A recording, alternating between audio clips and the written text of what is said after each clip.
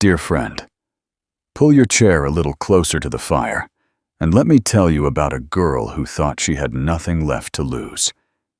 This is a story about quiet courage, about dry cornbread shared in hunger, and about a truth that waited in the shadows until it could not stay hidden anymore.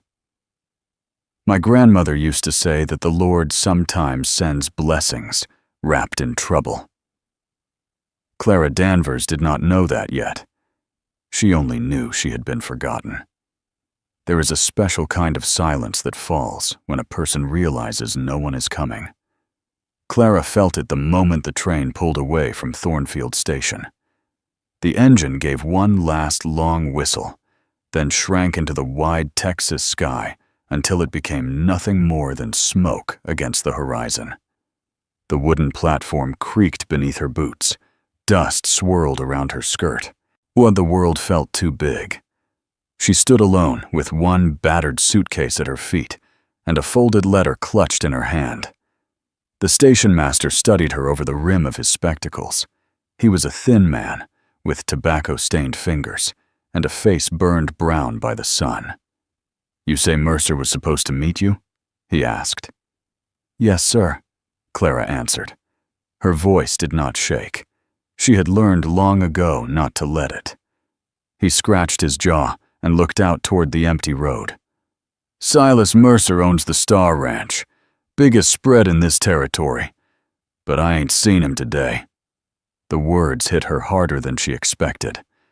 "He wrote that he would be here," she said quietly. "June 14th. Well, today's June 14th. Clara unfolded the letter once more. She knew every word by heart. "I am a man of few words, but I am honest.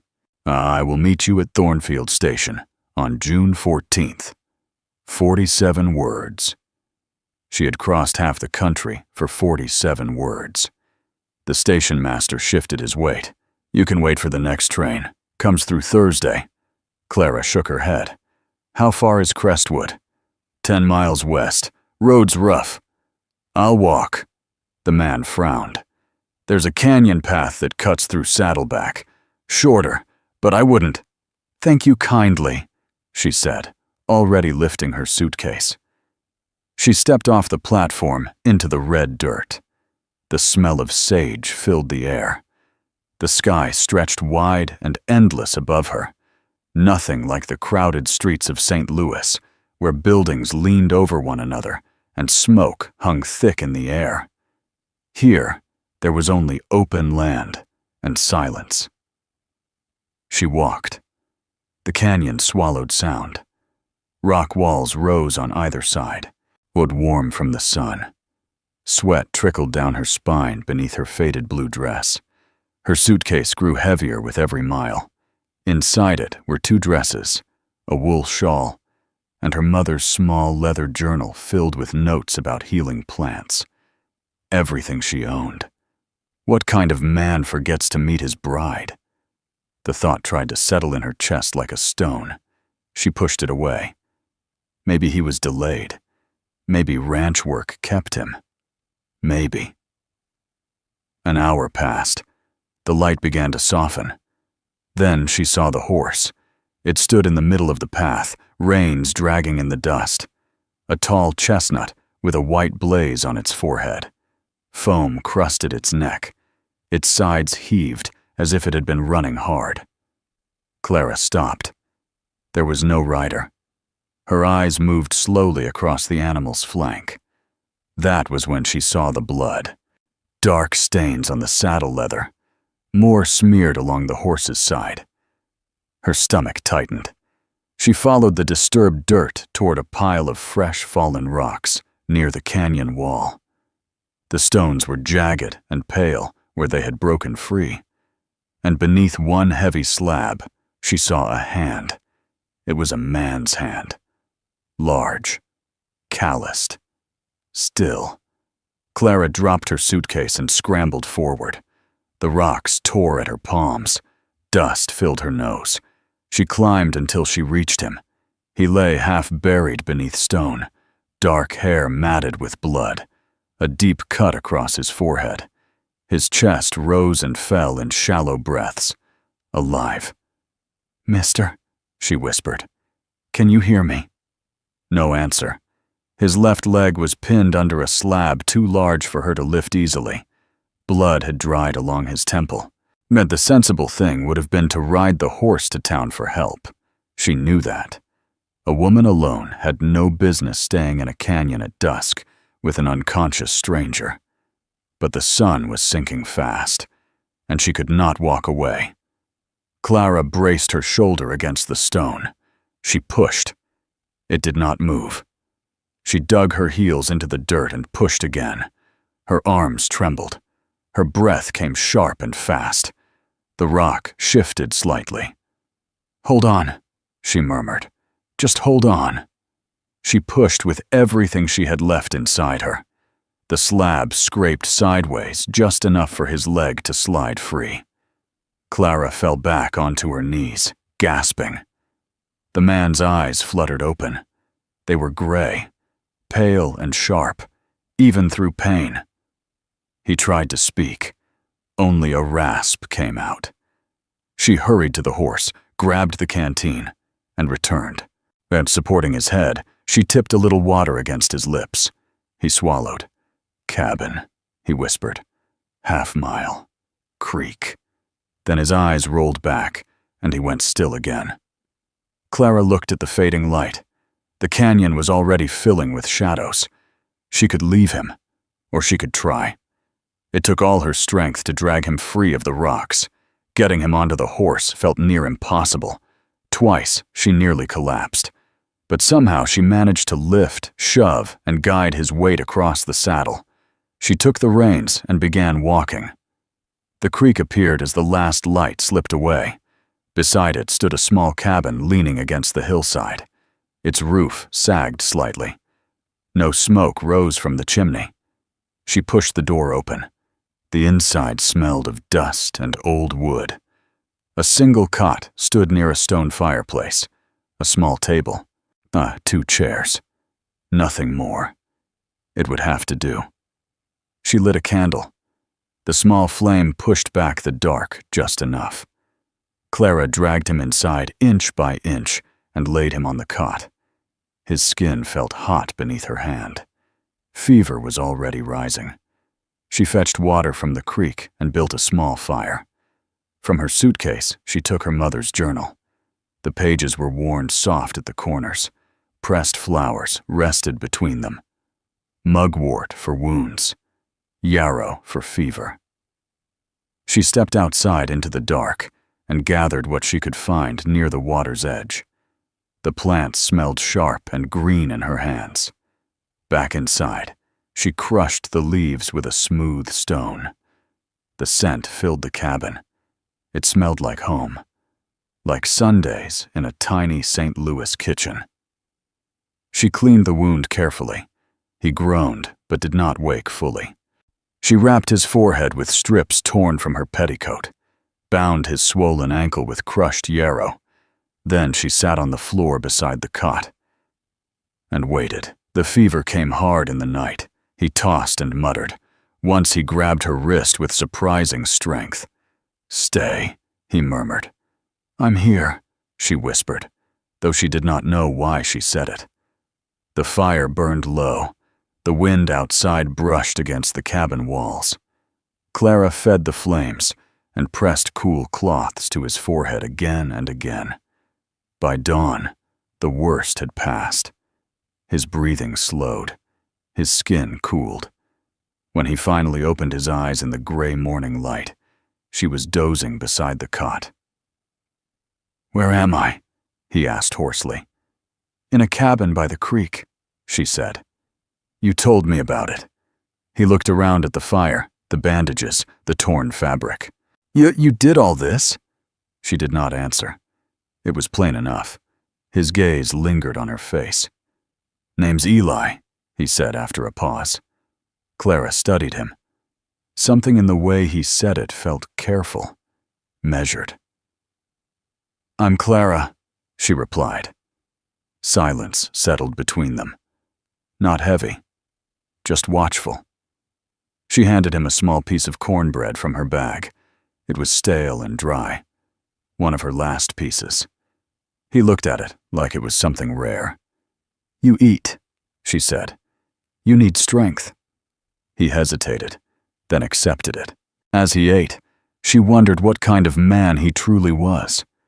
A ranch hand, perhaps, or a drifter. Not the wealthy rancher she had come west to marry. Outside, the creek moved steady and bright under the rising sun. Clara did not know that the man she had saved was the very man who had failed to meet her at the station. She did not know that the Star Ranch lay only miles away.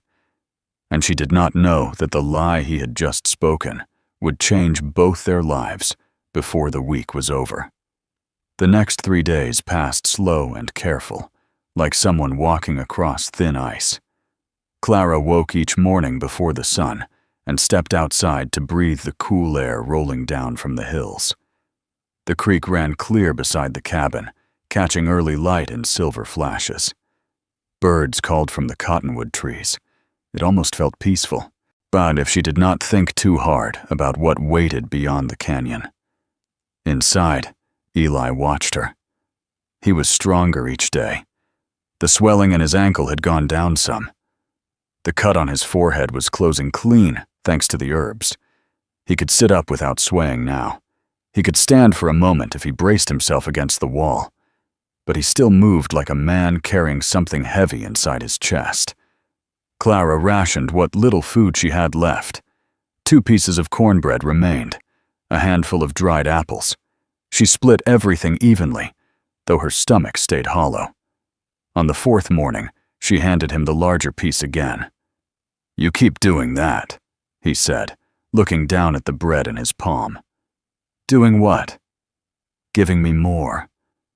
"You were under a rock 3 days ago," she answered simply. "You need it." He studied her face, searching for something, perhaps pity, perhaps calculation. He found neither. "You're not what I expected," he said. Clara gave a small, tired smile. "You don't know what you expected." He looked away at that. Later that afternoon, he tried walking to the door without her help. His jaw tightened as he put weight on his injured leg.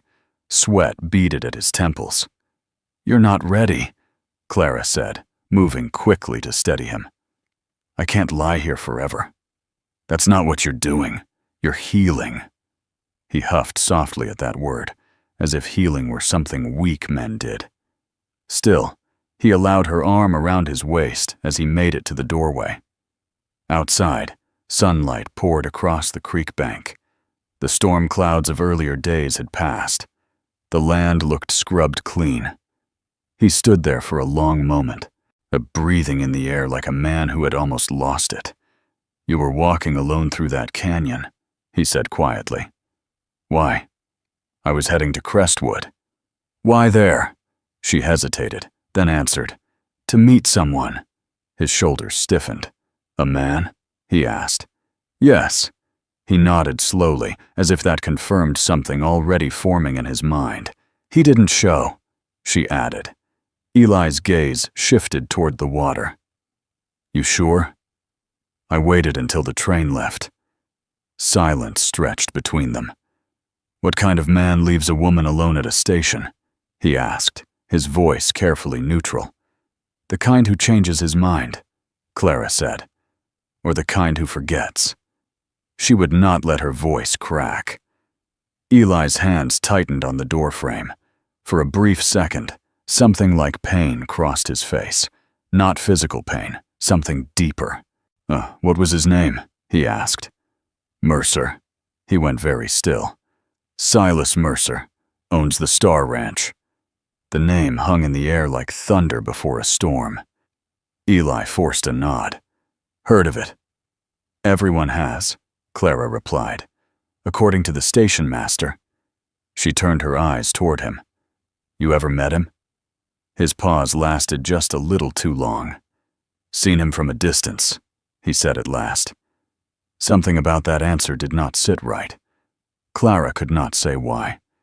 It was the way his eyes slid away from hers, the way his jaw set hard. But she let it pass.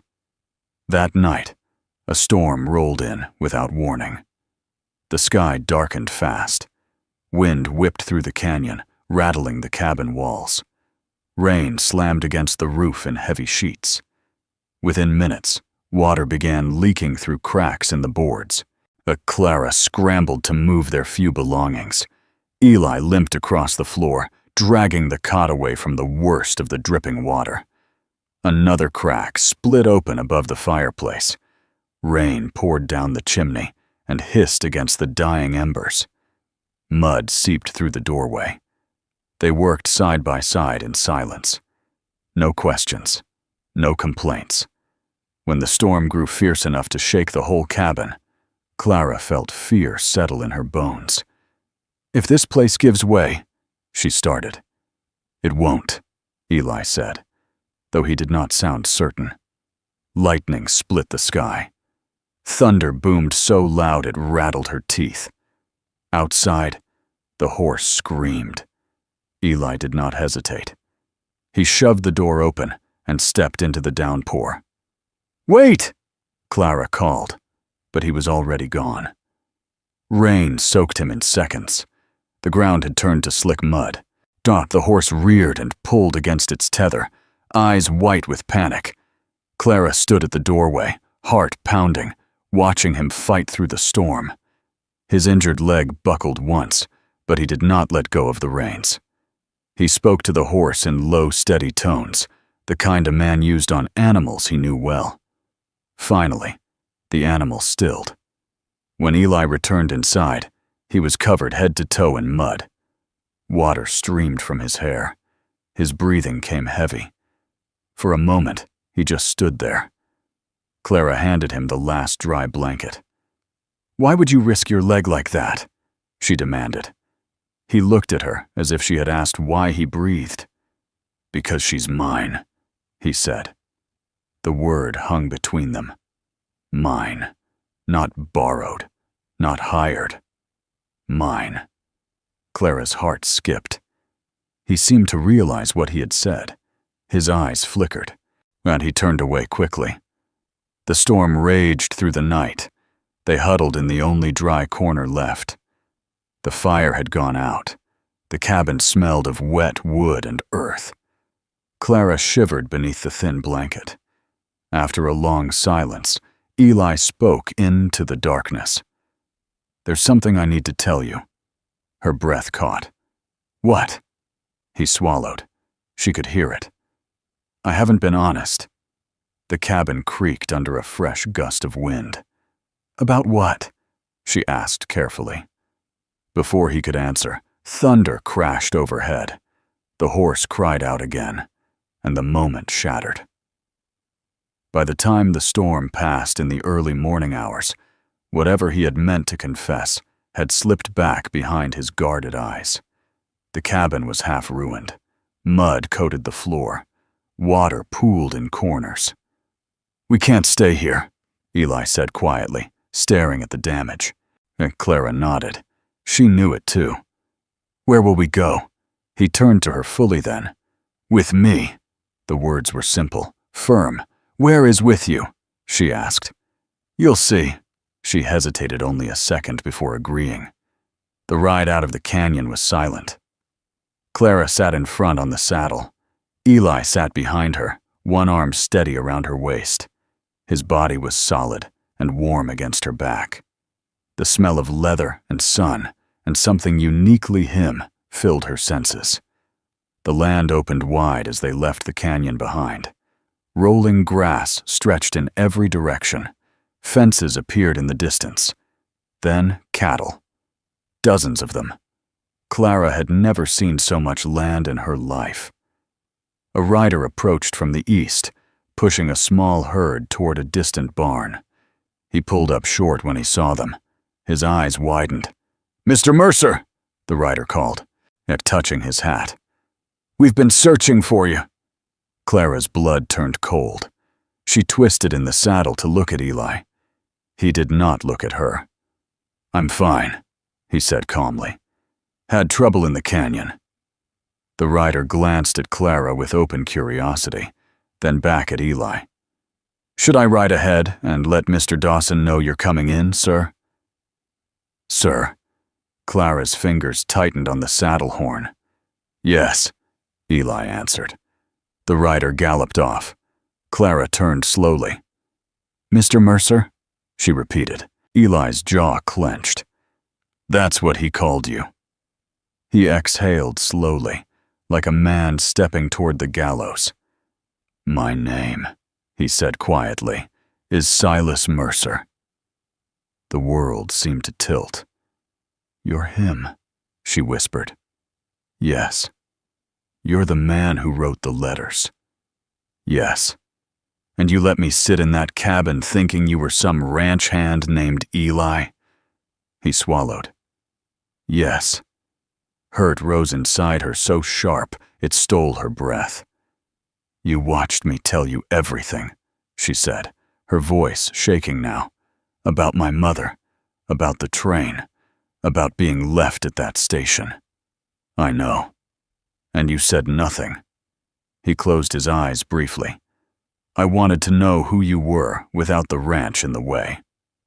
The gate of Star Ranch appeared ahead, massive oak posts, an iron star mounted high above. Her heart pounded as they rode through. Gentlemen removed their hats as they passed. Each one called him Sir. The house stood tall and white against the horizon. Wide porch, flower boxes, smoke rising from the chimney. It was everything she had imagined, and it felt like a lie. He dismounted first, then helped her down. You tested me, she said, standing on solid ground, but feeling anything but steady. Yes. Why? His voice came low and honest. Because the last woman who answered my advertisement stole from me and ran. Clara stared at him. So you decided to treat me like a thief before I had the chance to prove otherwise? Pain flashed across his face. I was wrong. She believed that part, but belief did not erase the hurt. Men gathered nearby, pretending not to listen. I saved your life, she said quietly. I know. And you lied to me every single day. He nodded once. I did. Silence fell heavy between them. Finally, he spoke again. I was riding to meet you when the rocks came down. I meant to be at that station. She searched his face for any sign of deceit. She found none. You should have told me the moment you woke up, she said. Yes. He did not argue. He did not defend himself. He simply stood there, waiting for whatever judgment she chose. Clara looked at the ranch, the land, the house that could have been hers from the start. Then she looked back at the man who had shared stale cornbread and fought a storm for his horse. I need time, she said at last. I'll wait, he replied without hesitation. And for the first time since she stepped off that train, Clara felt something stronger than anger. Choice. But Clara did not go inside the big house that first evening. Instead, she walked past it. Past the porch with its white rails. Past the red flowers blooming in neat wooden boxes. Past the wide front door that stood open like an invitation. She needed air. The ranch spread around her in golden waves. Cattle moved slowly across the grass. The sky stretched endless above, soft with late afternoon light. Behind her, she could hear boots on gravel. Silas did not try to walk beside her. He stayed a few steps back, giving her space. That, at least, was something. She stopped near a split-rail fence and rested her hands on the top board. The wood was warm from the sun. You had no right, she said quietly. I know. I crossed half the country believing you were an honest man. I am, he answered. She turned sharply at that. Look, honest men do not hide their names. He did not argue. He did not look away either. I was afraid, he said. The words were simple, unpolished, real, She studied him. This was no polished gentleman from the city, no smooth talker with shining boots. He stood before her dusty and tired, his ankles still stiff beneath him, his eyes carrying the weight of long years. "Afraid of what?" she asked. "Afraid of wanting something too much." That answer caught her off guard. He continued, voice low. "The last woman who answered my letters married me inside a month, smiled sweet, spoke soft. 6 weeks later, she ran off with $2,000 and half my trust." Clara's anger cooled just enough for understanding to slip in. So, you decided to test me?" "Yes." "You let me believe you were poor?" "Yes." "You let me share my last food with you?" His jaw tightened. That was the moment I knew I had done wrong. She felt that truth settle between them. "When you gave me half your cornbread," he said, "you didn't know I owned a single acre. You didn't ask what I could give you. You just gave." Silence stretched. "You looked at me like I mattered," he added. Her throat tightened. "And I do not matter now?" she asked. "You matter more than this land," he said without hesitation. "More than the cattle, more than the house." The wind moved through the grass around them. Clara turned back toward the ranch house. It stood solid and proud against the horizon. "You prepared a room for me," she said. Yes. Before you even knew who I was." "Yes. And you still chose to lie." He took a slow breath. "I chose fear," he said, "and it nearly cost me everything." She let that sink in. A ranch hand approached from the barn, hat in hand. "Ma'am," he said respectfully, "Mrs. Patterson set a bath upstairs for you. Fresh water." Clara nodded politely. When the man left, she faced Silas again. "I will see the room," she said. "Nothing more." "That's fair." He did not try to follow her inside. Upstairs, the room waited. The quilt on the bed was stitched with care. A wash basin stood ready with warm water and clean soap. Dresses hung in the wardrobe in soft blues and creams. A rocking chair faced east to catch the sunrise. It was beautiful, and it hurt, because it could have been hers from the beginning. Clara washed the dust and mud from her skin. She combed her hair slowly, watching her reflection in the small mirror. Her mother's eyes stared back at her. Dark. Steady. "What do you want?" The question rose clear in her mind. Not money. Not cattle. Not even the house. She wanted to be chosen, honestly. Downstairs, she found Silas sitting alone at the long wooden table. His hat rested beside him. His hands were clasped together, knuckles white. He stood when she entered. "You look," he started, then stopped. "You look well." She sat across from him. "I did not come here for wealth," she said. "I know. I came because your letters sounded lonely." He swallowed. They were. "I came because you wrote that you would be good to me." "I meant that." "Did you mean it when you said you were honest?" He did not flinch this time. "Yes." "Then prove it." He waited. "No more tests," she continued. "No more hiding. No more deciding for me what I deserve to know." "You have my word," he said. "Your word cost me once already." Pain flickered in his eyes. "You're right," he admitted. "Then you have my actions. Starting now." The ranch fell quiet outside as the sun dipped lower. "You said you would wait," she said. "I will. It may take weeks. I will wait. It may take months. I will wait."